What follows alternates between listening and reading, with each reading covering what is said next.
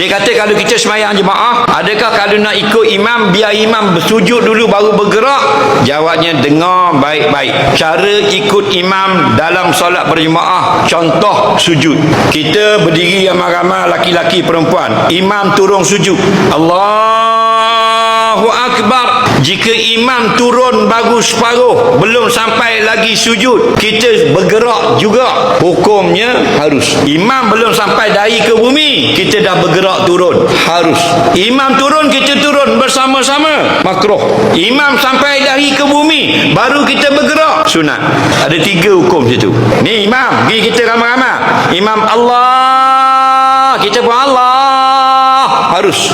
Tak sama imam depan, kita belakang, tapi terus bergerak, harus. Imam gerak, kita gerak sama, Allah, makruh. Imam turun dulu, Allahu Akbar, baru kita gerak, Allahu Akbar, afdal, sunat. Imam gerak, kita potong, haram.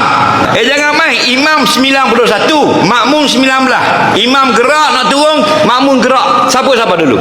19 ke 91?